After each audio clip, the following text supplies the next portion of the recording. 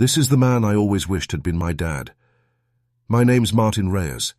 I'm 65 years old, and I just sat at my son's celebration dinner while he raised a glass to his father-in-law. The man he says made him who he is. The words cut through me, but I didn't flinch. Decades of raising Anthony alone. And this is what I get. I never liked crowded rooms. Too many faces, too much laughter that felt rehearsed. But that night, I sat quietly in the back of a banquet hall dressed in crystal light, chandeliers dripping from the ceiling like frozen waterfalls. The tables gleamed with silver cutlery and spotless wine glasses. Waiters in white jackets floated past with trays of champagne, moving like they were part of a carefully staged performance.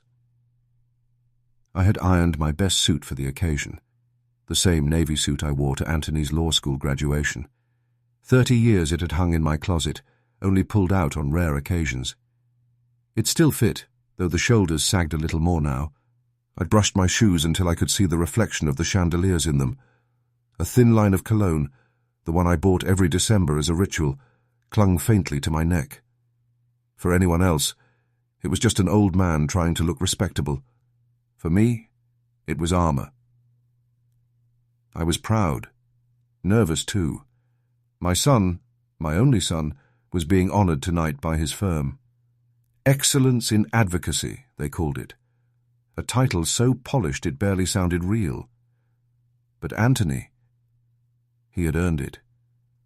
I remembered the nights we spent bent over textbooks at our kitchen table, me nodding off while he recited case law like poetry. I remembered patching his shoes with duct tape so he could make it through another semester before we could afford new ones. And now here he was.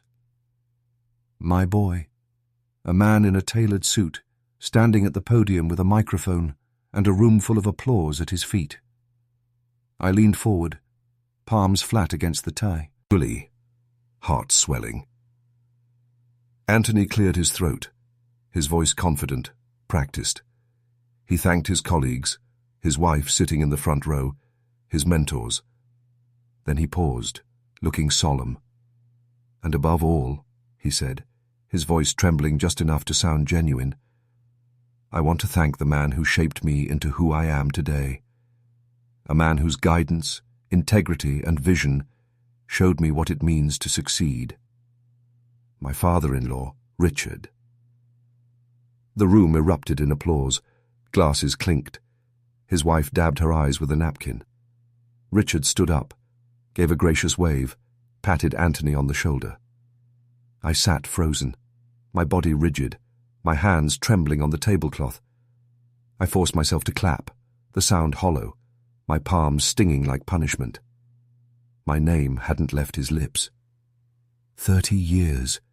30 years of raising him alone, of being father and mother, of burying my own wife while holding his tiny hand, all erased in a single sentence.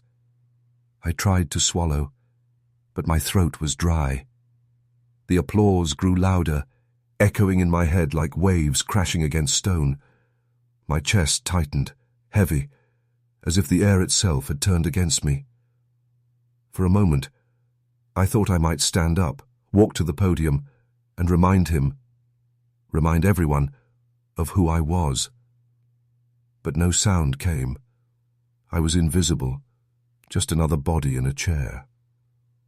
When the applause died, Anthony's eyes scanned the crowd and found mine. He didn't flinch.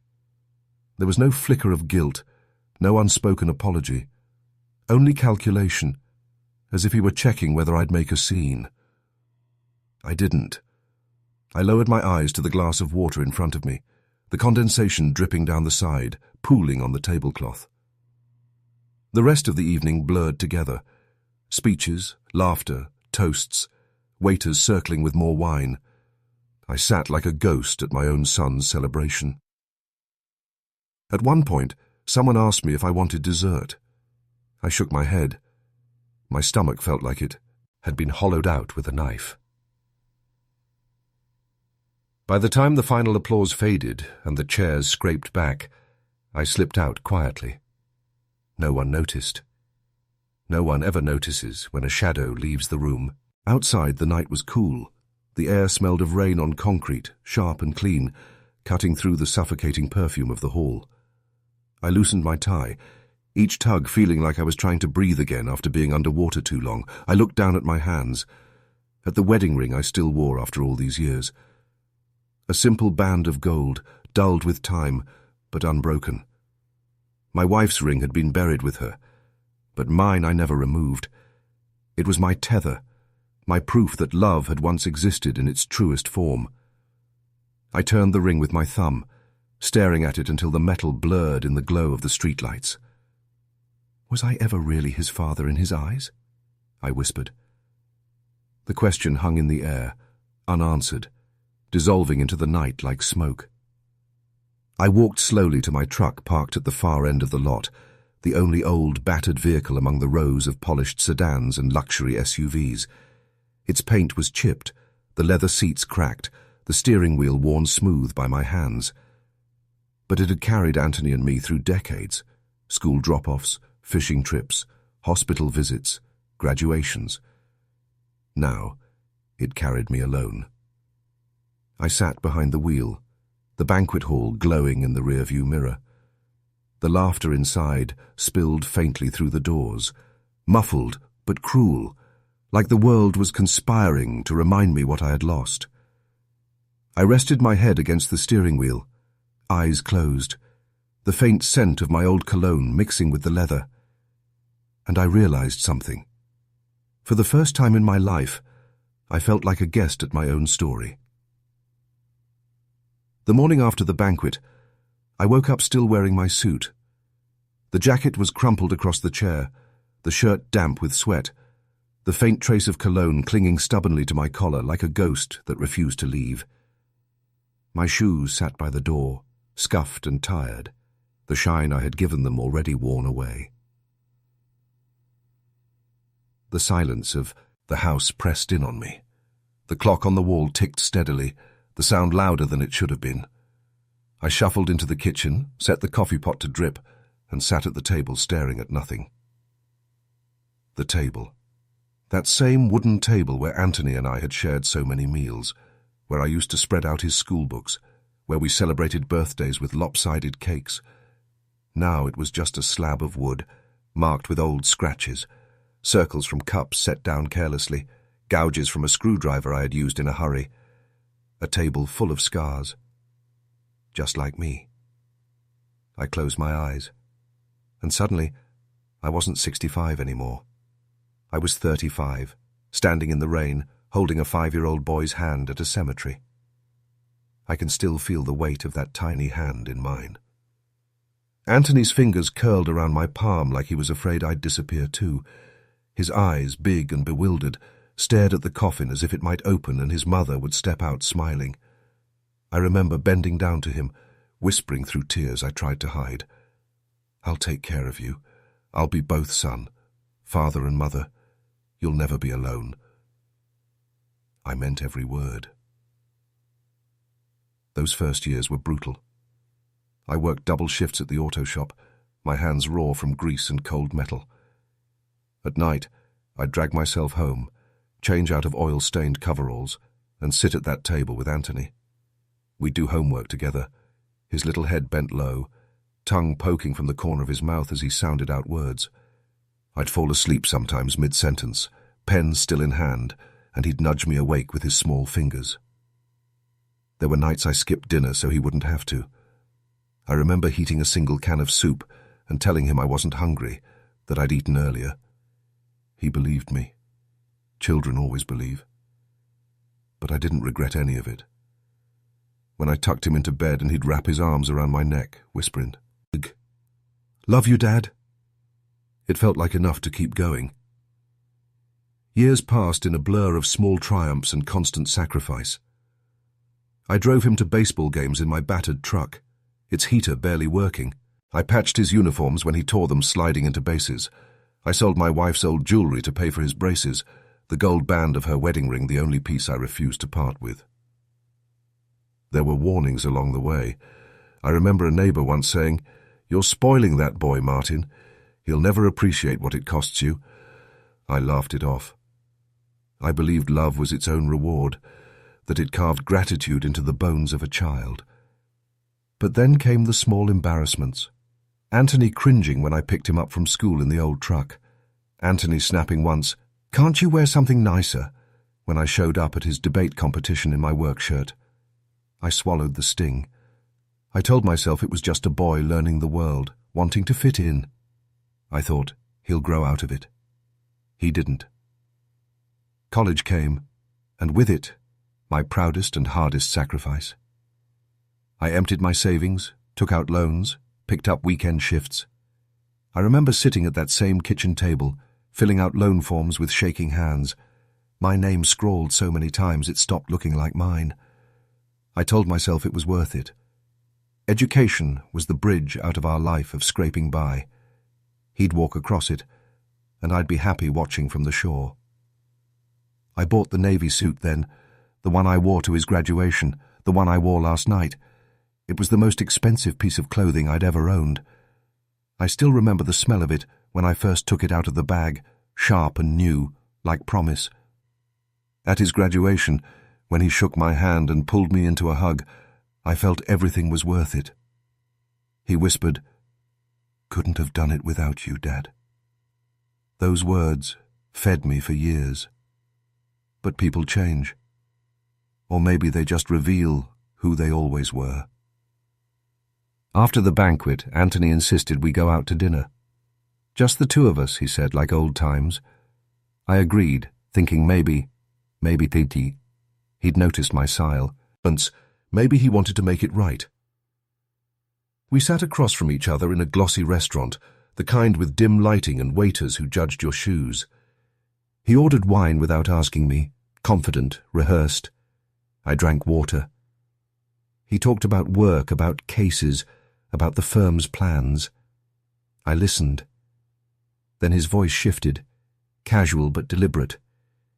"Dad, I've been thinking. The house, it's getting to be a lot for you, isn't it? All that maintenance, the repairs. Wouldn't it be better to sell it, move into a nice condo closer to the city? Somewhere where you don't have to worry about mowing lawns or fixing pipes?" I stared at him, the words heavy in the air. Sell the house? The house where I raised him? The house where his mother's laughter still seemed to echo in certain corners, where her photo hung above the mantel, watching over us. I forced a smile. I managed just fine. He leaned forward, persuasive. "It's not just about you. You'd be safer, more comfortable. And honestly, the house could really serve a bigger purpose now. Sophia and I are thinking about starting a family. That space, well, it would mean everything to us." The words landed like a blade in my chest. I looked down at my hands folded on the table, at the faint groove where my ring had pressed into my skin for decades.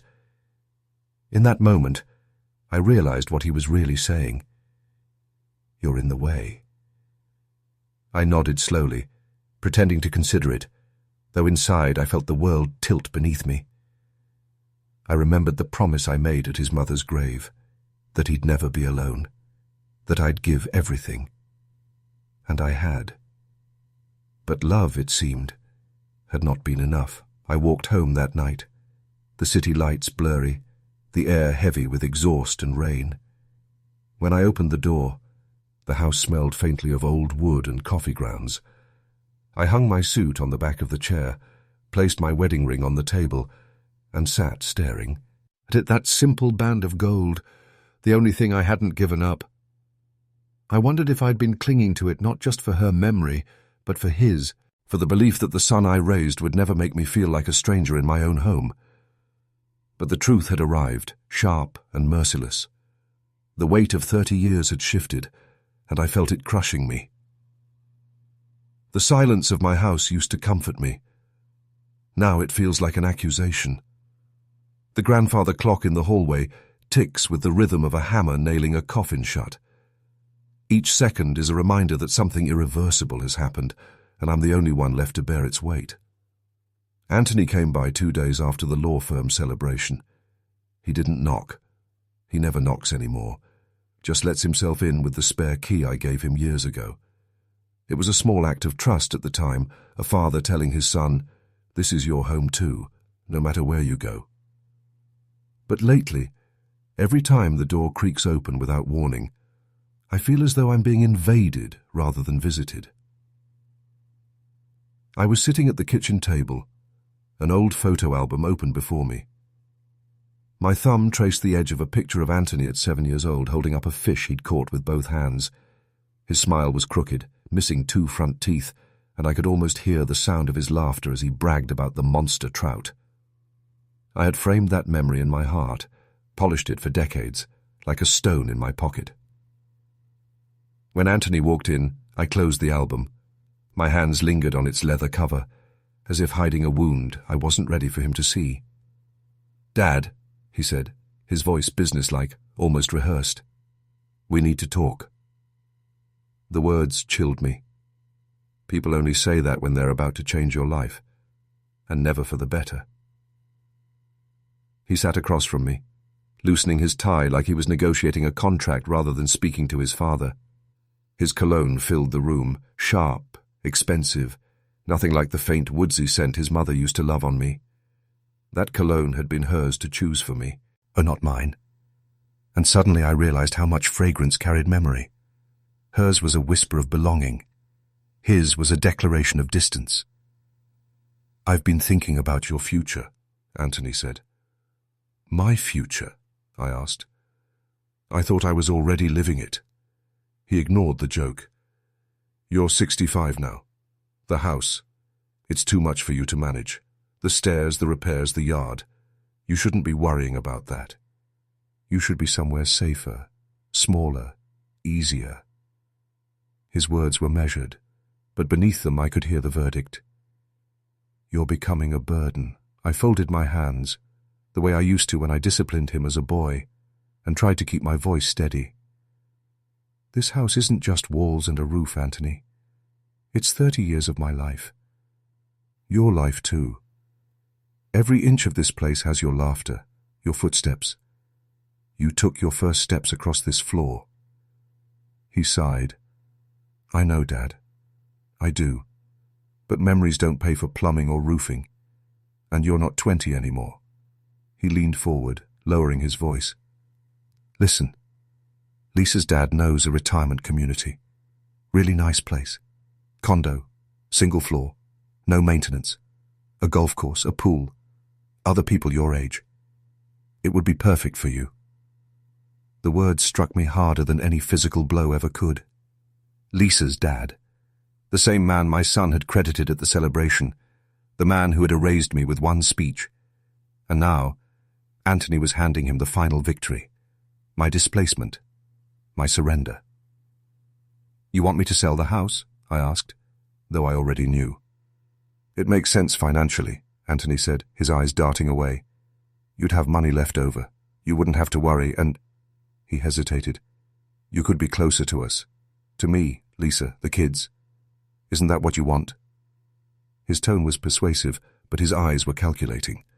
I had seen that look in courtrooms on TV, in the faces of lawyers ready to dismantle their opponent. But my son had become one of them, trained to argue, to strip truth into convenience. I stared at him, searching for the boy I had raised. The boy who once pressed dandelions into my calloused palms and said, "Keep it forever, Dad. It's lucky." I used to carry that wilted flower in my wallet for years, until it crumbled into dust. Now sitting before me was not that boy. This man with his expensive cologne and careful phrasing was a stranger wearing my son's face. "I built this house for your mother," I said, my voice low. "I promised her I'd raise you here. Every nail, every beam, it's her memory, and yours. Do you know how many nights I stayed up fixing leaky pipes because I couldn't afford a plumber? Do you know how many meals I skipped so you could have soccer cleats or books for school? This house is not too big for me, Anthony. It's the only place left where I still feel whole." He rubbed his forehead, impatient. "Dad, I'm not saying it to hurt you. I just think it's time to be practical. You can't live in the past forever." That sentence landed like a shovel of dirt on a coffin. You can't live in the past forever. I felt my chest tighten, the way it had at the celebration, but this time it was worse. This time he was saying it to my face, dismantling me brick by brick. He wasn't just erasing me in public speeches. He was erasing me from my own life, my own home. And then came the final blow. If you sell now, Anthony continued, Lisa's dad says he can help with the paperwork, make sure it's all handled smoothly. You could move by summer. Lisa's dad again. Always Lisa's dad. The man who had wealth, connections, status, all the things I could never give. Anthony wasn't just replacing me with him in words. He was aligning his future with him, building loyalty on his back, while pushing me out of the picture entirely. I wanted to shout, to pound my fist on the table, but my body betrayed me. I sat still, numb, listening to my own son speak of dismantling my life as if he were negotiating the sale of an old office chair. Finally, I managed to whisper, "Is that what you really want, Anthony? To put me away somewhere, neat and tidy, so you don't have to think about me?" He looked at me then, really looked at me. But the pity in his eyes was worse than anger. "I just want what's best for you," he said. "No," I said, my voice shaking. "You want what's best for you, for Lisa, for her father, and you've convinced yourself it's for me too." We sat in silence. The only sound was the grandfather clock, ticking, ticking, like a countdown to the end of something sacred. He stood finally, gathering his jacket. "Think about it, Dad.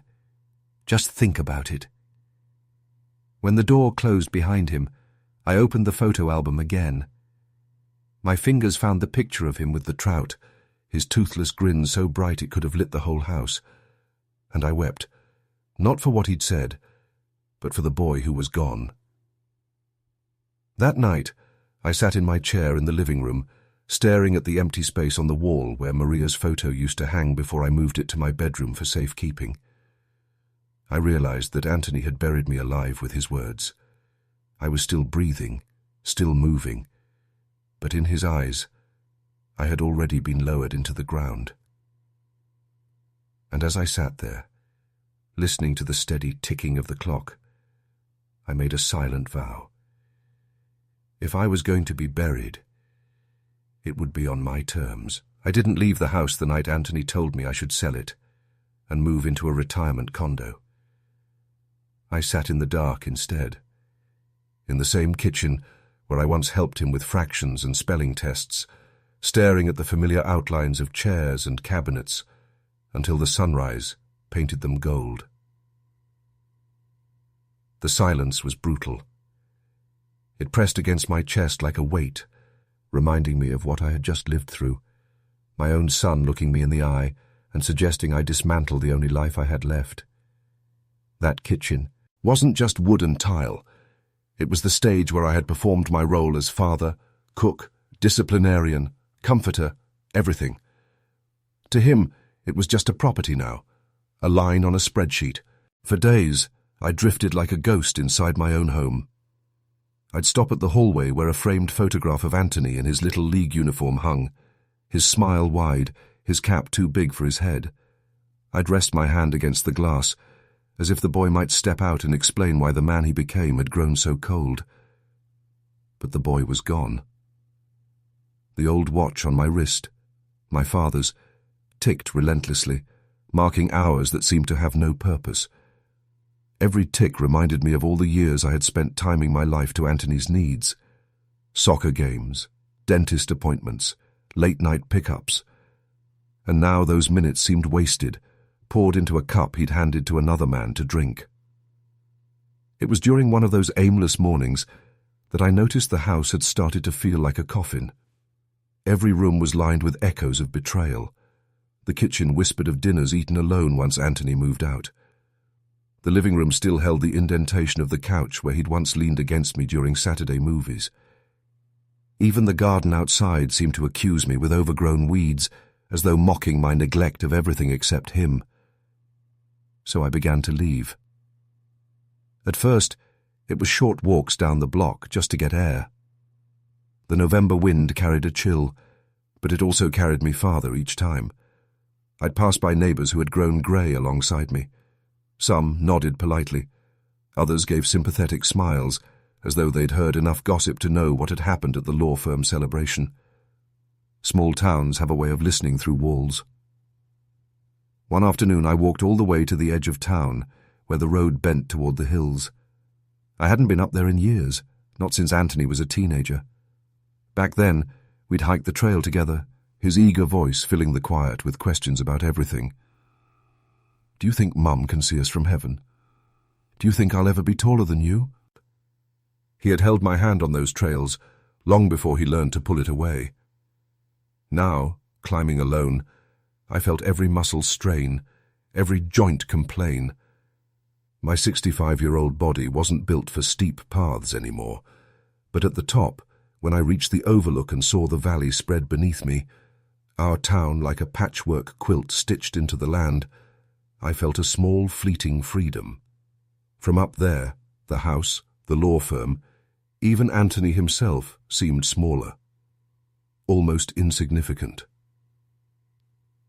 That moment became my ritual. Each morning I packed a thermos of coffee, slipped the watch onto my wrist, and climbed. At the overlook, I'd sit on a rock and drink slowly, listening to the world breathe. Birds cutting through the air, wind threading through dry grass, the faraway hum of traffic. The sounds reminded me that life was bigger than the walls I'd been trapped in. It was on one of those climbs that I met her again. Clara.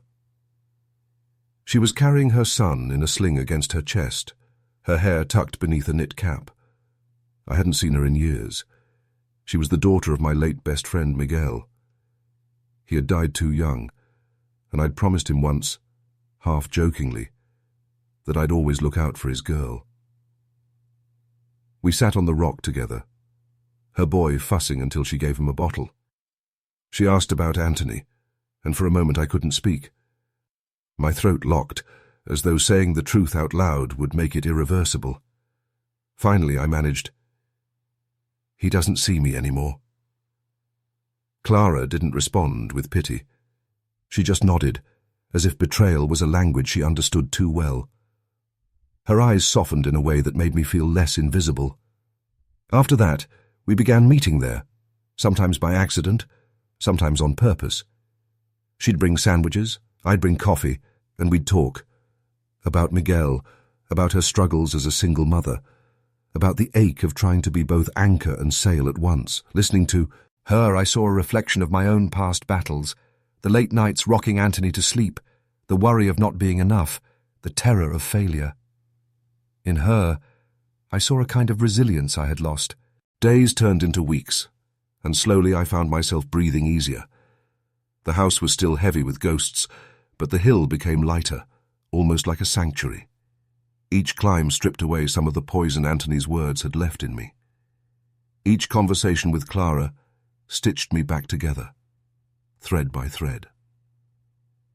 One evening, after walking her and her boy back to her small apartment on the poorer side of town, she thanked me. Not for anything in particular, just for being there.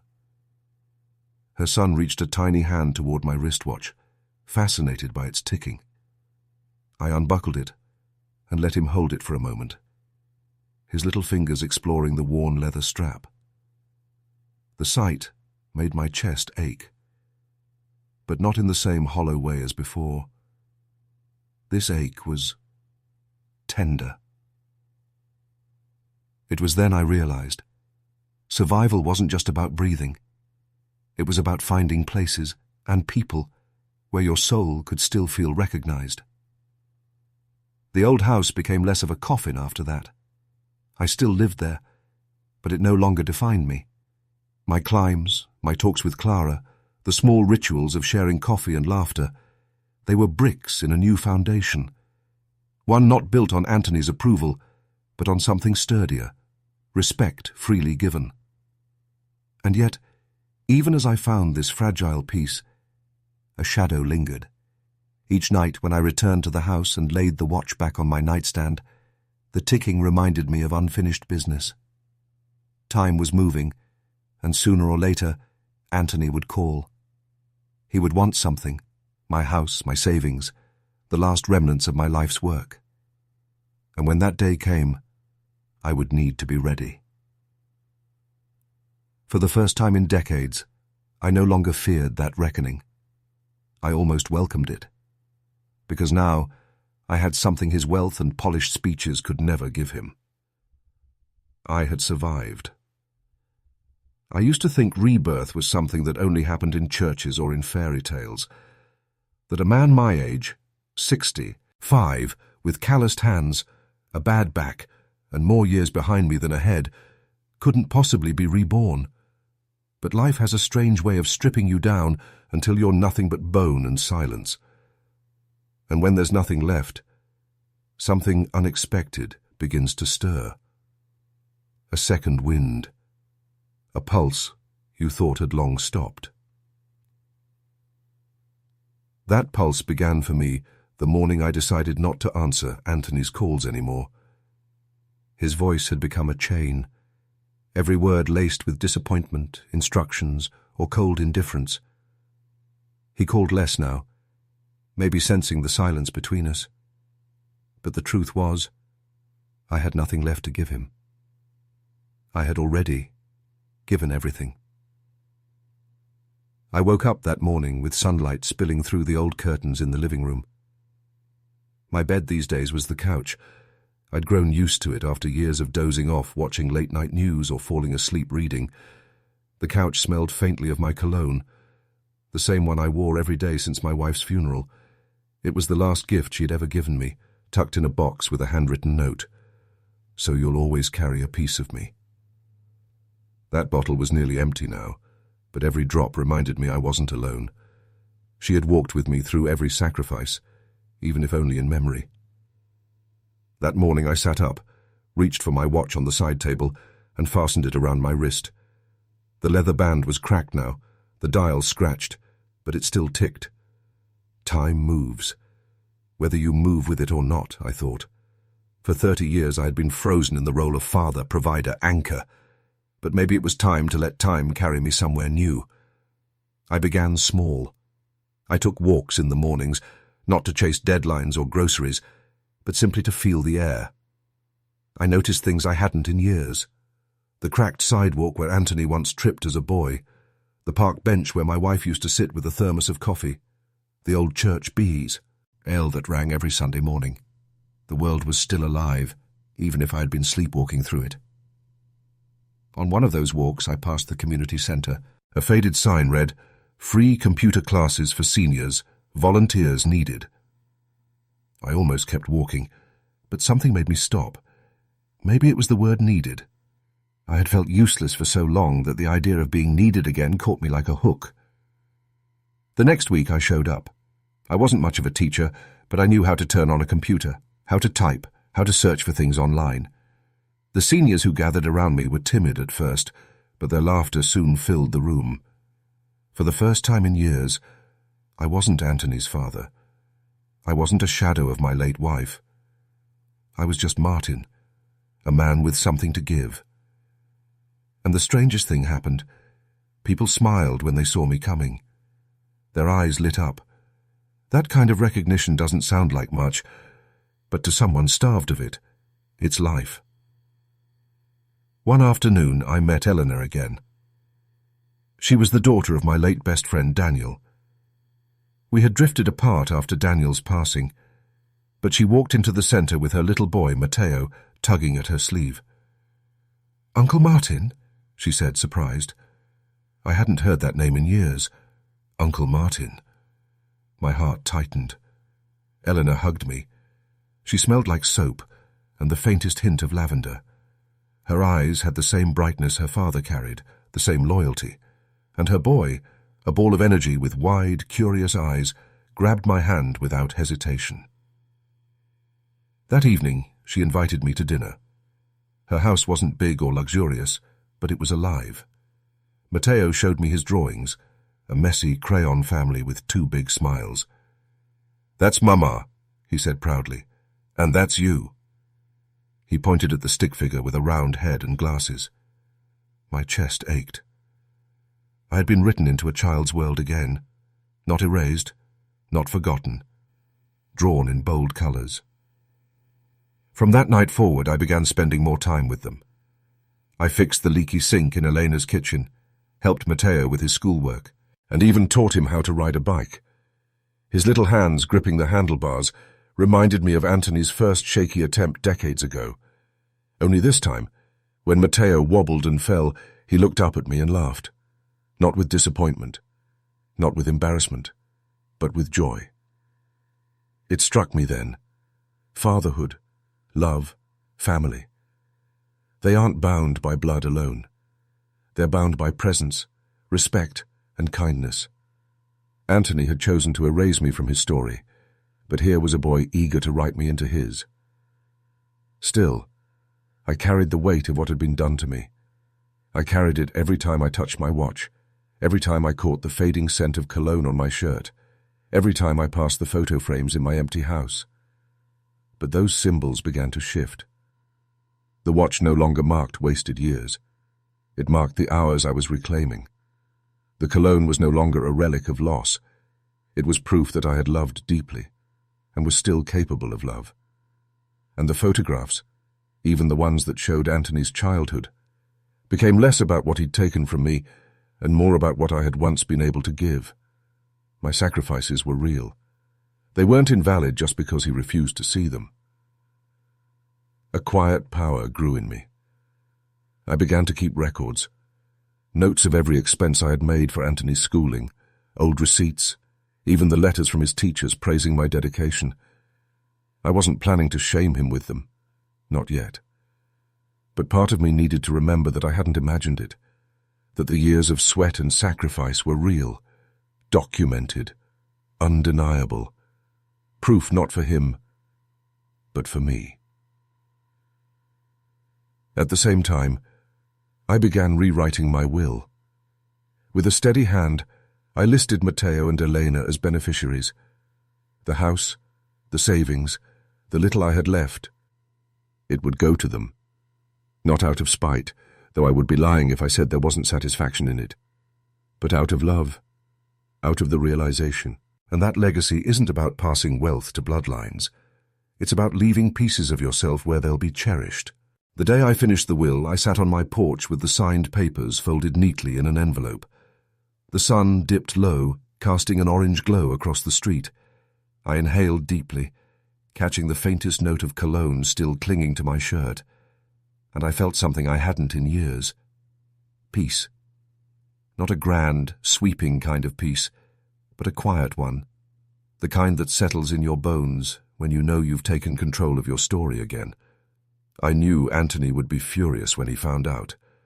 I could already hear his voice, laced with entitlement and disdain. But I also knew something else. I wasn't afraid anymore. For the first time, I wasn't living for his approval. I wasn't chasing a son who had long stopped turning toward me. I was standing still, firmly, on the ground of my own worth. And that was the power shift. Not revenge in its sharpest form, but a reclamation. A reminder that respect is the soil where love grows. Without it, there is nothing worth inheriting. I looked at the envelope again, then at the watch on my wrist. Time, relentless and faithful, ticked on. I whispered to the night, maybe to my wife, maybe to myself. I'm ready. Because rebirth doesn't come with fanfare. It comes with quiet decisions, small steps, and the courage to let go. And mine had just begun. The invitation came in the mail like a knife in an envelope. A glossy white card embossed in gold letters, celebrating 20 years of Anthony Reyes, senior partner. It was addressed to me, but I knew it wasn't meant for me.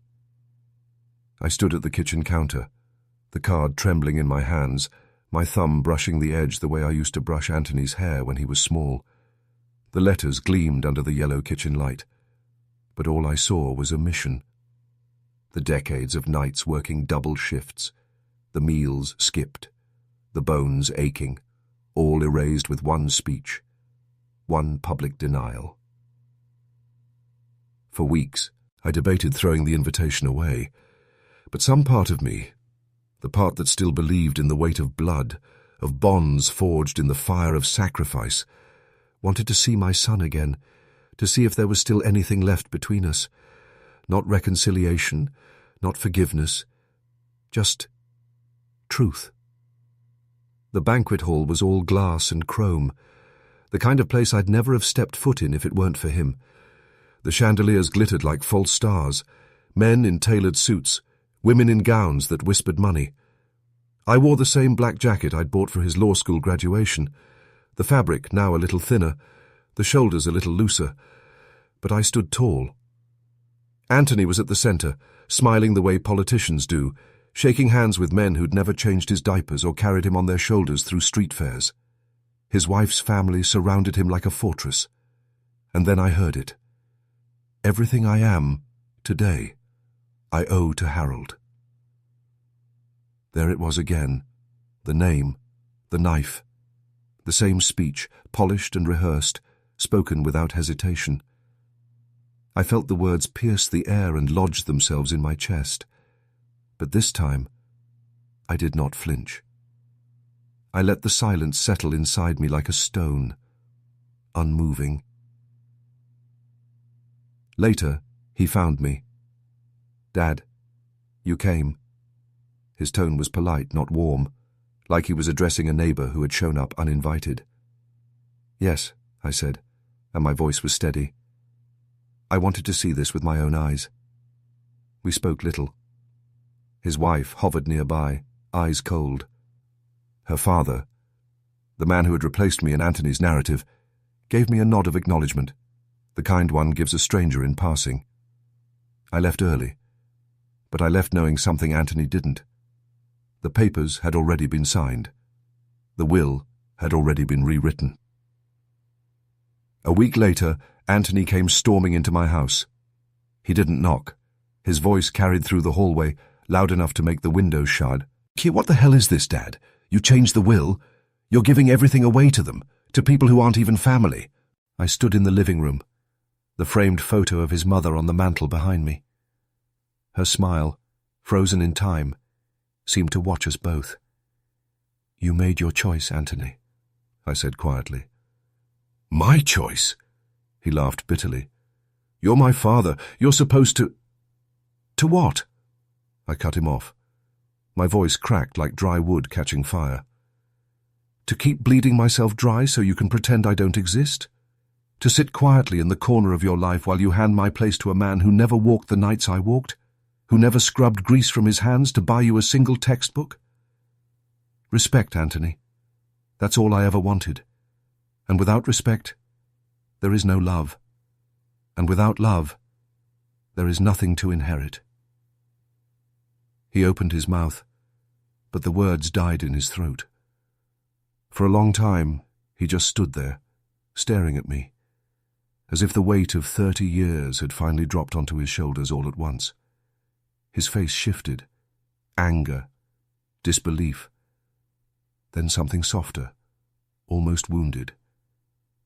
For a second, I saw the boy he used to be, the boy who would slip his small hand into mine and say, "Don't let go, Papa." But he had already let go, long ago. The next morning, I packed a small box of things. The watch his mother had given me on our wedding day, the faded baseball cap Anthony had worn as a child, the photograph of the three of us by the lake. I carried them to Marisol's house. She opened the door with her son clinging to her leg, his eyes bright and curious. "Are you sure?" she asked softly. "I've never been more sure," I said. Her boy tugged at my hand. "Come see the treehouse, Senor Martin." His laughter was sunlight breaking through storm clouds. As I followed him into the yard, I felt something inside me unclench. For years, I had mistaken endurance for life, sacrifice for connection. But here, in this modest home filled with genuine laughter, I felt the quiet truth settle I. And to me, family isn't just blood. Family is where respect and love breathe together. Anthony called once more. He left a voicemail, his voice strained, angry, maybe even desperate. But I didn't call back. I had given him everything I could give. The rest was his to carry. That night, I sat on the porch of Marisol's house, the boys' laughter drifting through the window behind me, the air scented with jasmine.